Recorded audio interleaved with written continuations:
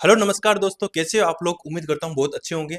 एनक्लेक Saunders 9th edition theory classes अपन study कर रहे थे, जिसमें अपना चैप्टर नंबर 16 चल रहा है, जिसका नाम है hygiene, mobility and skin integrity. Page number 209 पर अपन इस वक्त मौजूद है। चलते हैं, आज का जो नेक्स्ट टॉपिक है, इस पूरे चैप्टर के अंदर मैंने आपको दो टॉपिक्स बताए थे, एक तो क्रच वॉकिंग और दूसरा बेड सोर, डेकोबाइटिस अल्सर या फिर प्रेशर सोर जिसको अपन बोलते हैं। तो एक पार्ट में अपन क्रच जो है या फिर जो क्रच वॉकिंग है वो अपन कंप्लीट कर चुके हैं। दूसरा आज का टॉपिक रहेगा अपना बेड सोर या फिर डेकोबाइटिस अल्सर या फिर प्रेशर सोर। ठीक है, तो सबसे पहले कुछ बेसिक चीजें जान लेते हैं। वुंड के बारे में बताया गया है, एग्जाम में यहां से क्वेश्चन पूछ लिया जाता है। वुंड क्लासिफिकेशन सबसे पहले अपन बात करेंगे, वुंड क्लासिफिकेशन, देन अपन बेड सोर या फिर डेकोबाइटिस अल्सर के बारे में स्टडी करेंगे। ठीक है, पेज नंबर मैंने आपको बता दिया है। तो वुंड जो है, ठीक है, wound, A wound is result from disruption of function and integrity of body tissues। यानी जब भी कोई बॉडी का जो इंटीग्रिटी है वो जब डिसरप्ट हो, ठीक है, कट जाए, टूट जाए या फिर रप्चर्ड हो जाए, ठीक है, स्किन जो है वो रप्चर हो जाए, तो उस बॉडी टिश्यू के इंजरी होने को ही अपन क्या बोलते हैं, वुंड बोलते हैं। ठीक है, सीधा अपन चलते हैं इसके वुंड हीलिंग के अंदर। ठीक है, सबसे पहले अपन बात करेंगे वुंड हीलिंग की। तो वुंड हीलिंग जो है वो फेजेस के अंदर होता है और हीलिंग बाय इंटेंशन भी होता है। आगे अपन पढ़ेंगे वुंड हीलिंग बाय फेजेस या फेजेस ऑफ वुंड हीलिंग। तो सबसे पहली जो फेज है, तीन फेज होती है इसकी, इन्फ्लेमेटरी फेज, दूसरी फाइब्रोब्लास्टिक फेज और तीसरी मैच्योरेशन फेज। ये तीन फेज समय के अनुसार आगे चलती है। ठीक है, यानी स्टार्टिंग में जैसे वुंड हुआ, अब उसके बाद में हीलिंग स्टार्ट हो गई, तो पहली फेज क्या होगी, पहली फेज होगी इन्फ्लेमेटरी, देन उसके कुछ टाइम बाद में subsequently fibroblastic and maturation phase. सबसे पहले अपन बात करते हैं, जैसे ही वुंड होता है तो इन्फ्लामेटरी फेज स्टार्ट होती है, begin at the time of injury and last कब तक रहती है, ये इंजरी के टाइम पर स्टार्ट हो जाती है। जैसे इंजरी होती है इन्फ्लामेटरी फेज स्टार्ट हो जाती है, और कब तक रहती है 3 to 5 डेज तक ये इन्फ्लामेटरी फेज रहती है, जिसके अंदर लोकल एडिमा होती है, पेन मिलता है इंडिविजुअल को, रेडनेस देखने को मिलती है और वार्मथ फील होता है। This is the inflammatory phase. बात करते हैं सेकंड फेज की, जो कि स्टार्ट होती है 4th डे ऑफ इंजरी से लेकर के, और कब तक रहती है ये, 2 to 4 वीक तक ये स्टेज रहती है। ठीक है, इसके अंदर क्या होता है, ग्रेनुलेशन टिश्यूज जो है, यानी वुंड के अंदर क्या होते हैं, सराउंडिंग आपने देखा होगा वाइटिस टिश्यू, जिनको अपन ग्रेनुलेशन टिश्यू बोलते हैं, वो स्टार्ट हो जाते हैं फॉर्म होना। यानी कि वो क्या कर रहे हैं, एक तरह से वो हीलिंग करने की कोशिश कर रहे हैं। आगे चलते हैं, third stage will be maturation phase, जिसको जो स्टार्ट होती है as a 3rd week after injury and it may last for 1 year. ये अगर डीप वुंड है, बड़ा वुंड है, ठीक है, तो ये लास्ट 1 ईयर तक रह सकती है, 3rd वीक से लेकर के 1 ईयर तक। ठीक है, स्कार टिश्यूज डेवलप होंगे इसके अंदर क्या डेवलप होंगे, स्कार टिश्यूज डेवलप होंगे and become thinner and is firm and inelastic on palpation, जो कि फर्म होंगे और इनइलास्टिक, छूने पर क्या होंगे, वो इलास्टिसिटी उसके अंदर मौजूद मिलेगी। ठीक है, तो ये 3 प्रकार की स्टेजेस होती है, फेज होती है किसके अंदर, वुंड हीलिंग के अंदर। आगे चलते हैं अपन, अब नेक्स्ट वन इज, अगला जो इंपॉर्टेंट टॉपिक है इसमें, that is healing by intention. Intentions के बारे अकॉर्डिंग हीलिंग कैसे होती है, तो इसके इसके अनुसार 3 प्रकार की हीलिंग होती है। First one is primary intention, secondary intention and tertiary intention. ठीक है, सबसे पहले अपन बात करते हैं प्राइमरी इंटेंशन या फर्स्ट इंटेंशन जिसको अपन बोलते हैं। वुंड एजेस आर, जिसके अंदर जैसे ही इंजरी हुई, होने के बाद में अब हीलिंग हो रही है, तो वुंड के जो एजेस है, जो किनारे हैं, आर अप्रोक्सीमेटेड, वो नजदीक आने लगते हैं, एंड हेल्ड इन प्लेस। ठीक है, वो एक तरह से क्या होते हैं, वो पास आते हैं, एक तरह से सूचर की तरह काम करते हैं। Until healing occur, wound is wound is easily closed end dead space is eliminated. जैसे ही प्राइमरी स्टेज स्टार्ट होती है, प्राइमरी फेज जो है इंटेंशन हीलिंग की, वो स्टार्ट होती है, तो क्या होता है, अप्रोक्सीमेशन होता है, वुंड के जो किनारे हैं वो पास में आने लगते हैं, और पास में आकर के वो एक तरह से सूचर का फॉर्मेशन कर लेते हैं, कि वो वुंड जो है वो प्रॉपर्ली एकदम विजिबल नहीं है। ठीक है, तो क्या होगा, यहाँ पर डेड स्पेस जो है वो एलिमिनेटेड हो जाएगा। डेड स्पेस का मतलब जो प्रॉपर रिसाव हो रहा है ब्लीडिंग का, वो क्या हो जाएगा, वो एक तरह से सीज हो जाएगा। आगे चलते हैं अपन, second intention, healing by second intention. इसमें क्या होगा, this type of healing occur with injuries और wound that have tissue loss, यानी कि ऐसा वुंड जिसके अंदर टिश्यू लॉस हुए हैं, टिश्यू जो है वो क्या हो गए, हट गए, ठीक है, वुंड से, उस कंडीशन में सेकेंडरी इंटेंशन स्टार्ट होगा। और क्या होगा यहाँ पर, required gradual filling of dead space with connective tissue, जिसके अंदर कनेक्टिव टिश्यू आकर के क्या करेंगे, हीलिंग को, प्रोसेस को स्टार्ट करेंगे। आगे चलते हैं, टर्सरी इंटेंशन या थर्ड इंटेंशन जिसको अपन बोलते हैं। This type of healing involve delayed primary closer and occur with wound that intentionally left open, यानी ऐसे वुंड जो कि जिसके अंदर ज्यादा टिश्यू लॉस हो चुके हैं, ठीक है, उनके अंदर क्या होगा, उनके अंदर उन उन वुंड को अपन क्लोज नहीं कर सकते, तो उनको क्या किया जाता है, उनको इंटेंशनली ओपन रखा जाता है कुछ टाइम के लिए, ठीक है। और साथ ही साथ उसके अंदर जैसे जैसे पस फॉर्मेशन होता रहता है, जैसे जैसे सिक्रेशंस बनते रहते हैं, पुरुलेंट फ्लूइड जनरेट होता रहता है, तो उसको अपन क्या कर लेते हैं, सक्शन करके बाहर निकालते रहते हैं। तो ये जो वुंड है उनको अपन ओपन रखते हैं, ठीक है, जिनको लंबे टाइम तक इरिगेट करने की आवश्यकता होती है, साफ करते रहना जरूरी होता है, ठीक है, इरिगेशन करते हैं, डेब्रीज यहाँ से रिमूव किया जाता है, ठीक है, और एक्जुडेट जो है फ्लूइड वो रिमूव किया जाता है। तो ऐसे वुंड जिनको अपन ओपन रखते हैं, ठीक है, उनको अपन कवर्ड नहीं करते, सूचरिंग नहीं करते, उन वुंड की जो हीलिंग है वो टर्सरी इंटेंशन के थ्रू होती है। Once debris has been removed and inflammation resolve, the wound is closure by first intention. यानी कि एक बार जैसे जैसे जैसे मान लीजिए एक पर्टिकुलर वुंड है, ठीक है, जिसके अंदर टिश्यू लॉस हो गए, यहाँ से क्या हो गया, टिश्यू लॉस हो गए, ठीक है। अब क्या होगा, अब इसको ओपन रख दिया जाएगा, ओपन रख दिया जाएगा, साथ ही साथ क्या किया जाएगा, यहाँ से जो फ्लूइड जनरेट होगा, जो पस फॉर्मेशन होगी, सब जो कुछ होगा सिक्रेशंस यहाँ के, उनको क्या किया जाएगा, सक्शन करके बाहर निकाला जाएगा। और साथ ही साथ यहाँ पे क्या किया जाएगा, यहाँ पे इरिगेशन किया जाएगा, यानी कि जो नॉर्मल सलाइन सोल्यूशन है, जो भी सलाइन सोल्यूशन है, उनके द्वारा अपन क्या करेंगे, उनको इरिगेट करेंगे, इरिगेट करते चले जाएंगे, और यहाँ से जो नया जनरेशन हो रहा है पस का, उसको बाहर निकालते चले जाएंगे। तो इस की वजह से धीरे धीरे क्या होगा, यहाँ पर जो है वो हीलिंग हो स्टार्ट हो जाएगी, उसको अपन बोलते हैं टर्सरी इंटेंशन, ठीक है, हीलिंग बाय टर्सरी इंटेंशन। तो ये तीन प्रकार के अपन ने दो चीजें पढ़ी अब तक, एक तो अपन ने पढ़ा फेजेस ऑफ वुंड हीलिंग, और दूसरा अपन ने पढ़ा हीलिंग बाय इंटेंशन, ठीक है। अब अपन आगे चलते हैं प्रेशर इंजरी, जिसको अपन बेड सोर या डेकोबाइटिस अल्सर बोलते हैं, ठीक है। तो प्रेशर इंजरी क्या है, pressure injury is impairment of skin integrity, यानी जो स्किन है वो क्या होना, वो रप्चर्ड होना एक तरह से। A pressure injury can occur anywhere on the body या tissue damage result from skin and underlying tissue are compressed between a bony prominence and external surface of extended period। यानी जब भी इंडिविजुअल लंबे time तक bed ridden हो, तो उसके जो बोनी प्रोमिनेंट एरियाज है, लाइक मान लीजिए नी है, या मान लीजिए जो भी प्रोमिनेंट एरिया जहां पर हड्डी जो है वो ज्यादा प्रोमिनेंट रहती है स्किन के, ठीक है, उभरी हुई रहती है, लाइक मान लीजिए ये कोहनी है मेरी, ठीक है, या जो पैर की जो एडी है, ठीक है, इन सब लोकेशंस पे, या सेक्रल वाला रीजन है, वहां पर क्या होता है, वो लंबे टाइम तक यदि बेड रिडन पेशेंट है, तो उसका क्या होगा, वहां से प्रॉपर जो है वो ब्लड सप्लाई नहीं हो पाएगी, और उसके कारण क्या होगा, वहां पर टिश्यूज डैमेज होंगे, इंपेयरमेंट ऑफ स्किन इंटीग्रिटी होगा, जिसको ही अपन क्या बोल देंगे, बेड सोर अपन बोल देते हैं, ठीक है। The tissue compression restrict blood flow to the skin which can result in tissue ischemia. जैसे लंबे टाइम तक प्रेशर लगता है बोनी प्रोमिनेंट एरियाज पर, तो वहां पर प्रॉपर ब्लड सप्लाई नहीं हो पाती, टिश्यू स्केमिया होगा, टिश्यू के अंदर ब्लड की कमी होगी, इन्फ्लामेशन होगा, एंड नेक्रोसिस स्टार्ट हो जाएगा, यानी कि वहां के टिश्यू जो है वो डेड होने स्टार्ट हो जाएंगे। Once a pressure injury develop, it is difficult to heal. जितने भी बेड सोर या डेकोबाइटिस अल्सर के लीजन लीजन है, जो घाव है, वो जो है वो उनको टाइम लगता है हील होने में, ठीक है। इंपॉर्टेंट पॉइंट क्या है, prevention of skin breakdown in any part of client या client's body is a primary role of nurse. यानी इंडिविजुअल जो बेडरिडन है, लंबे टाइम से बेड पर है पेशेंट, कोमेटोज है या कोमा में है, तो ऐसे पेशेंट का जो उसको बेड सोर से बचाना या उसकी स्किन केयर करना, ये हमारी सबसे पहली प्राइमरी रिस्पॉन्सिबिलिटी होती है। इसके लिए अपन क्या करेंगे, बार बार में घंटे 2 घंटे से पेशेंट का जो उसका जो लोकेशन है, उसका जो पोजीशन है, उसको अपन चेंज करते रहेंगे बेड पर, ठीक है। उसकी वजह से क्या होगा कि एक लंबे टाइम तक प्रेशर नहीं लगेगा एक जगह पे, ठीक है। रिस्क फैक्टर्स की बात करते हैं, what are the risk factors of bed सोर।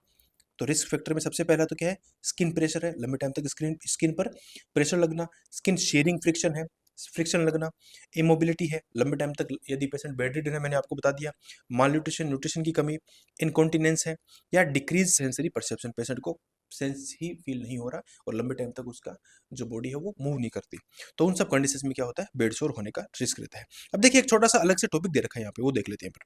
Types of exudate, types of exudate from wound, यानी वुंड से निकलने वाला जो सिक्रेशंस है, ठीक है, 4 प्रकार की होती है, सीरस, सेरोसेंगुइनस, सेंगुइनस एंड पुरुलेट। सीरस कौन सा फ्लूइड होता है, स्ट्रा कलर्ड होता है, वाटरी फ्लूइड होता है, आपने देखा होगा फफोला होता है, उसके अंदर का जो पानी सा होता है yellow yellow, serous fluid. Serosanguineous fluid कौन सा होता है, पेल पिंक कलर का होता है, वाटरी होता है, ठीक है।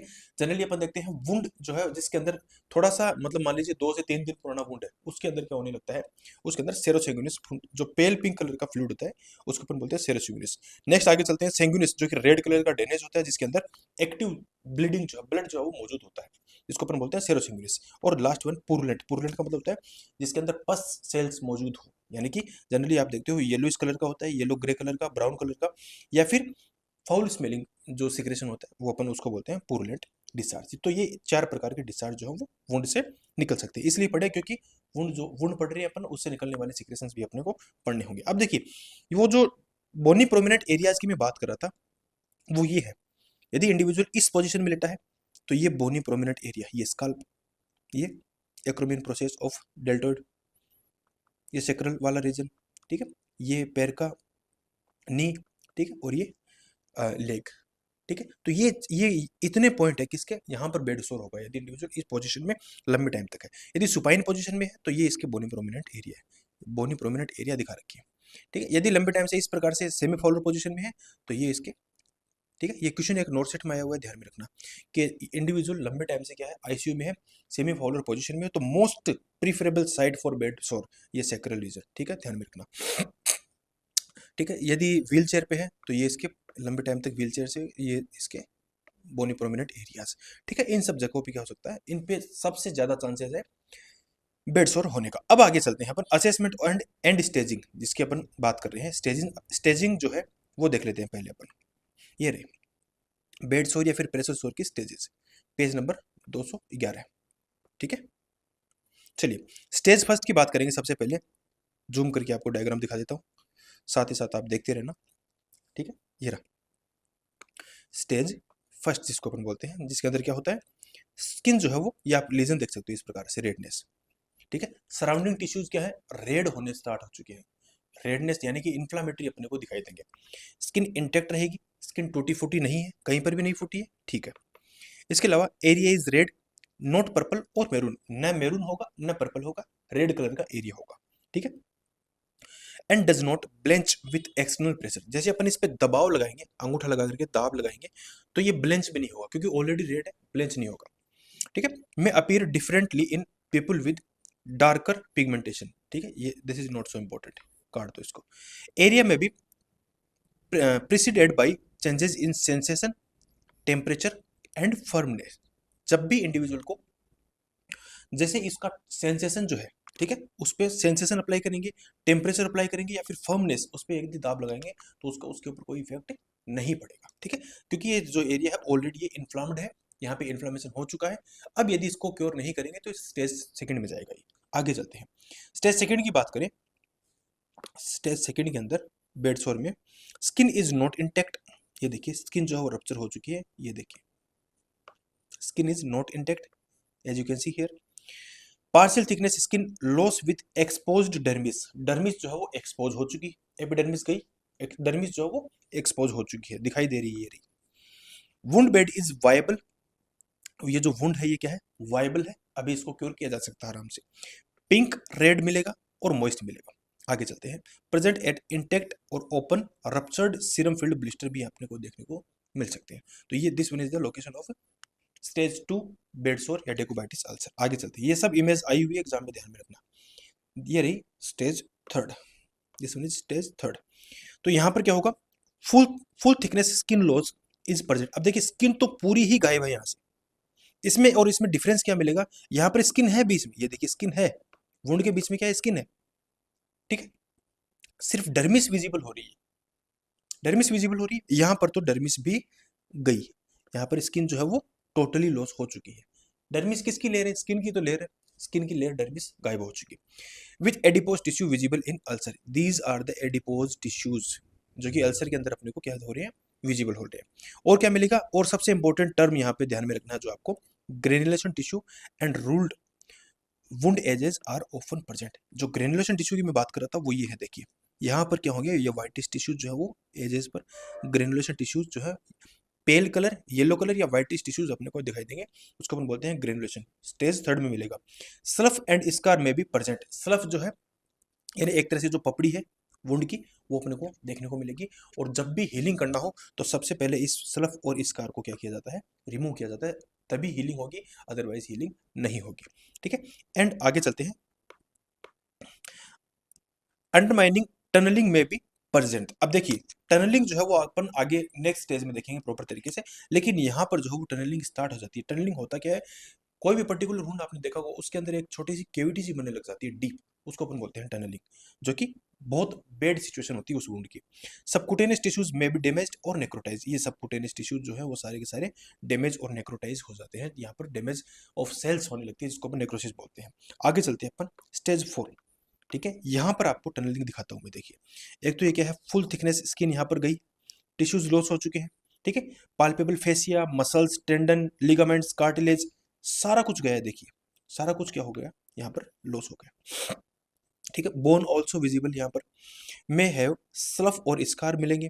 ठीक है, और क्या होगा, वुंड जो है उसके एजेस क्या मिलेंगे, राउंड मिलेंगे, ये राउंड वुंड है, ये देखिए।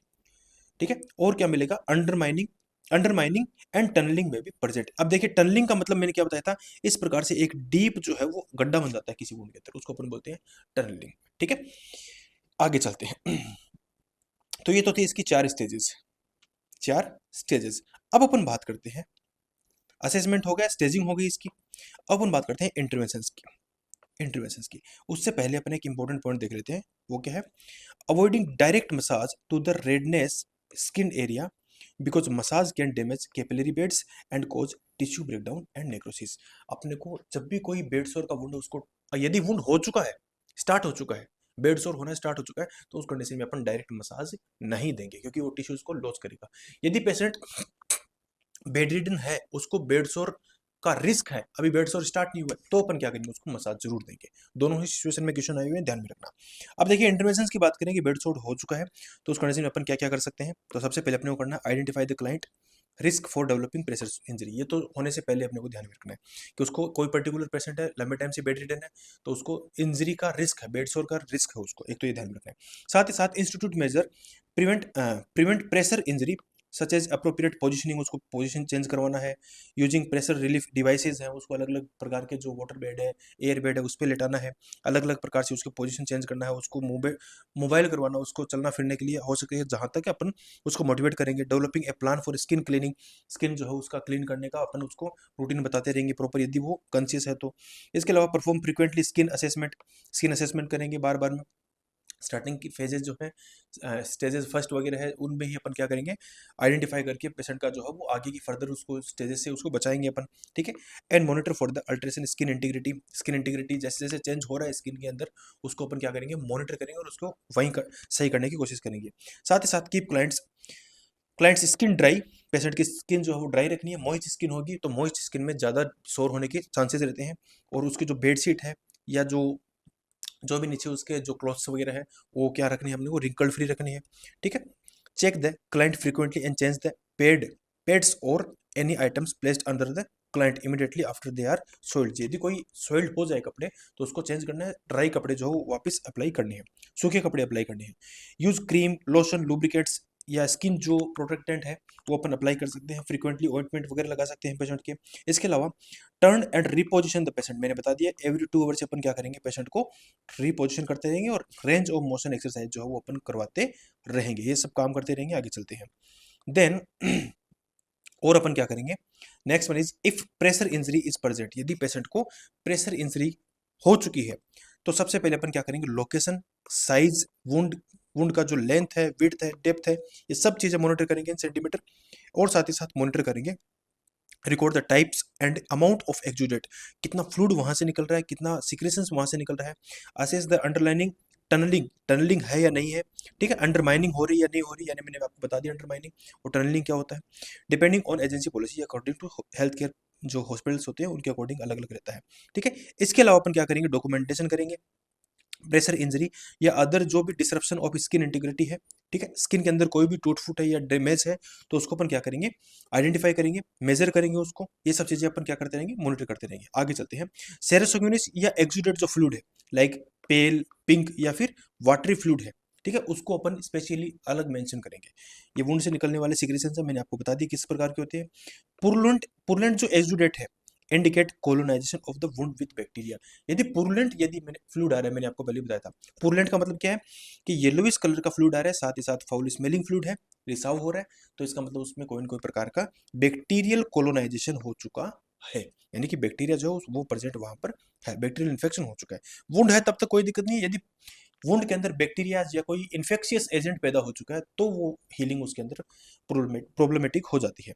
ठीक है, इसके अलावा अपन और क्या करेंगे, स्किन असेसमेंट अपन ने बात कर ली, मैनेज करेंगे वुंड को, क्लीन करेंगे, ड्रेसिंग करेंगे। ट्रीटमेंट में भी include wound dressing and debridement. Wound का ट्रीटमेंट क्या होगा, एक तो यदि वुंड हो चुका है तो एक तो उसकी प्रॉपर ड्रेसिंग, और डीब्राइडमेंट का मतलब होता है जो नेक्रोटाइज डेड टिश्यूज है उनको रिमूव करना, उनको रिमूव किया जाता है प्रॉपर।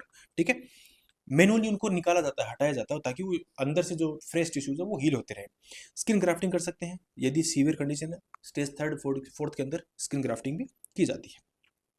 अदर ट्रीटमेंट में भी इंक्लूड इलेक्ट्रिकल स्टिमुलेशन डिवाइस। एक डिवाइस होती है जिसके अंदर प्रॉपर वो वुंड जो होता है उसमें प्रॉपर क्या किया जाता है, उसको कंटिन्यूअसली इलेक्ट्रिकल करंट दिया जाता है ताकि वहां पर सेल्स जो है वो हीलिंग होने के लिए क्या होती रहे, प्रमोट होती रहे।